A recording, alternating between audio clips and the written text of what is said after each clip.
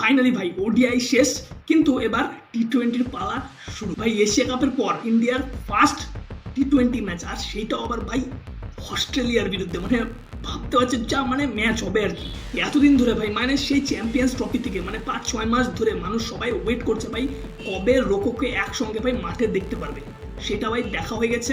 ODI আমরা হারিয়ে গেছি ভাই, তাতে কোনো যায় আসে না, কিন্তু তাদের দেখার দরকার ছিল, দেখে ফেলছি, শেষ। ভাই 1 মাস পর নভেম্বর মাসে সাউথ আফ্রিকার বিরুদ্ধে ইন্ডিয়া আবার ওডিআই ম্যাচ খেলবে, তখনই আমরা আবার রোকোকে একসঙ্গে দেখতে পারবো। ওডিআই সিরিজ আমরা হারিয়ে গেছি ভাই, আর জানতাম হারবো, কিন্তু ভাই টি-20 কিন্তু মানে অতটা সহজ হবে না, যেটা কিনা যে এতটা সহজে অস্ট্রেলিয়া আমাদেরকে ওডিআই সিরিজে হারাই দিছে। আর অবশ্যই ভাই অস্ট্রেলিয়ার হোম গ্রাউন্ডে খেলা, মানে হোম গ্রাউন্ড না হলেও Australia all time favourite, but অস্ট্রেলিয়ার হোম গ্রাউন্ডে খেলা তার মধ্যে অবশ্যই আরও বেনিফিট পাবে, ঠিক আছে। কিন্তু ভাই ইন্ডিয়া টিমটাও কম কিছু ভাবার নাই, মানে ইন্ডিয়া টিম এখন বর্তমানে অন্তত টি-20 ফরম্যাটে ভাই বিস্ট, মানে বিস্ট ভাই, পুরাই বিস্ট। কিন্তু ভাই একটাই সমস্যা, সেটা হচ্ছে এখানে ওয়ান অ্যান্ড অনলি আমাদের vice captain the Shubman Gill. মানে ভাই জয়সওয়াল যে কি দোষ করছে ভাই কে জানে। মানে ভাই যে কোনো দিন যে কোনো ফরম্যাটে যে কোনো সময় শুভমান গিলের থেকে ভাই অনেক ভালো প্লেয়ার, এবং টিমটা ফরম্যাটই ভাই। তো ভাই আর কিছু করার নাই, অলরেডি টিম অ্যানাউন্স হয়ে গেছে, সুতরাং এই টিমটারে নিয়েই আমাদের এগোতে হবে, ঠিক আছে। কারণ গৌতিক আগত আমাদের গিল সাহেব ছাড়া আর কাউকে চোখেই দেখে না, সুতরাং আর কোনো প্রশ্ন নাই। তো ভাই ইন্ডিয়ান ক্রিকেট ফ্যানদের জন্য একটা সুখবর, সেইটা হচ্ছে আমাদের লাস্ট ওডিআই ম্যাচে সারপাঞ্চ সাহেব একটা দুর্দান্ত ক্যাচ ধরতে গিয়ে মানে বুকের পাঁজরে ব্যথা পাইছিল, আইসিইউতে ভর্তি ছিল, কিন্তু বর্তমানে সেখান থেকে সে রিমুভ করে দিয়েছে তাকে, মানে অনেকটাই সে ঠিক আছে আর কি। অস্ট্রেলিয়ার বিরুদ্ধে ইন্ডিয়ার যে মানে প্লেইং 11 অ্যানাউন্স অলরেডি হয়ে গেছে, সেই টিমটা নিয়ে একটু ডিসকাশন করা যাক। মানে আমরা নিজেদের মতো করে একটা প্লেইং 11 বানাবো, ঠিক আছে। আগে প্রথমে দেখে নিই যে মেন কে কে সিলেকশন হয়েছে, তারপরে আমরা নিজের একটা প্লেইং 11 বানাবো, স্ট্রংগেস্ট প্লেইং 11। এবং তোমরাও তোমাদের মানে যদি মনে হয় কীরকম প্লেইং 11 হইতে পারে সেটা অবশ্যই কমেন্ট করে জানাইতে পারো। আর যদি আমার প্লেইং 11-এর সঙ্গে একমত হও তাহলে সেটাও কমেন্ট করে জানাও। সূর্যা কুমার তো অবভিয়াসলি ভাই মানে কোনো সন্দেহ নেই ক্যাপ্টেন। অভিষেক শর্মা মানে এশিয়া কাপে ভাই যা পারফরমেন্স দিছে, ঠিক আছে, তারপরে তো ভাই কোনো প্রশ্ন হইতেই পারে না ভাইয়ের সিলেকশন নিয়ে।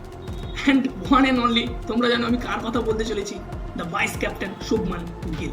তিলক বর্মা ভাই এশিয়া কাপের হিরো ভাই, রেড্ডি সাহেব ভাই, শিবম দুবে ভাই দ্য লাকি চ্যাম, আমাদের ভারতের ইন্ডিয়ান ক্রিকেটার ভাই লাকি চ্যাম, অক্ষর প্যাটেল, বাপু সভার, Jitesh Sharma as a second wicket keeper, মানে ঋষভ পান্তের তো কোনো প্রশ্নই নাই, Varun Chakravarthy the mist spinner, তারপর হচ্ছে Bumrah the legend, Harshdeep Singh, Kuldeep Yadav, and one and only আবার Harshit Rana, all format player, Sanju Samson obviously ভাই first wicket keeper, Rinku Singh, আর হচ্ছে ওয়াশিংটন সুন্দর।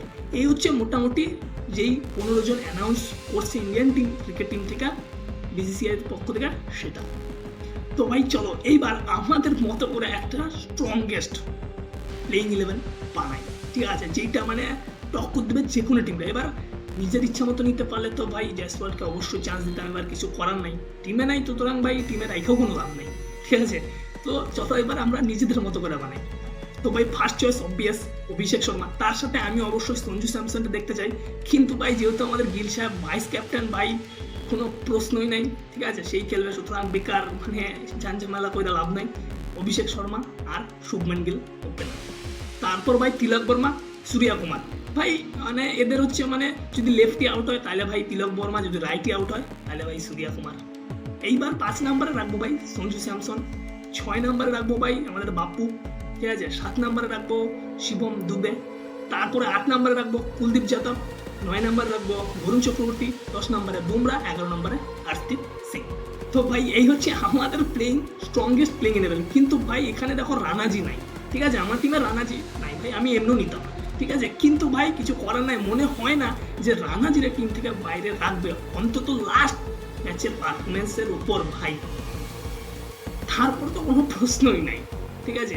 আর আমার অস্ট্রেলিয়ান ট্র্যাকে খেলা, সুতরাং মনে হয় না যে এতগুলো স্পিনার খেলাবে।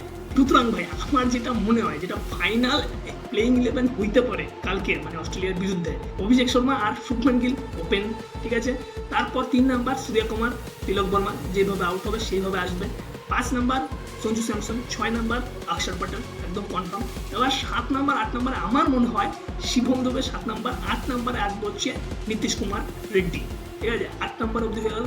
তারপর আমার মনে হয় যে কোনো একটা স্পিনার মানে মেন স্পিনার একজনই খেলবে, এটা অবভিয়াসলি বরুণ চক্রবর্তী খেলবে, কুলদীপরা হয়তো আবারও বসাই দিবে, ঠিক আছে। তো বরুণ চক্রবর্তী অ্যাট নাম্বার 9, তারপর 10 নাম্বারে ভাই অবভিয়াসলি নো চয়েস বুমরা, ঠিক আছে। আর 11 নাম্বারে আশদীপ সিংরে আমার মনে হয় বসাই দিবে। আর আশদীপ সিং কেন আশদীপ চলে আসে ভাই বারবার, তো আশদীপ সিংরে মনে হয় বসাই দিবে। আমাদের ওয়ান অ্যান্ড অনলি হর্ষিত রানারে ইনক্লুড করবে প্লেইং 11। তো ফাইনাল প্লেইং 11 এমন হতে চলেছে ভাই। আর অবশ্যই ভাই তোমাদের কি মনে হয় মানে এই প্লেইং 11-এ কোথায় কি চেঞ্জ হতে পারে, ঠিক আছে। তোমাদের প্লেইং 11গুলো অবশ্যই কমেন্ট করে জানাও, ঠিক আছে। আর ম্যাচ কি হবে, ম্যাচের রেজাল্ট কি হবে ভাই সে তো কালকেই দেখা যাবে। আর অবশ্যই আমরা চর্চা করবো সে নিয়ে। দেখা হবে, বাই।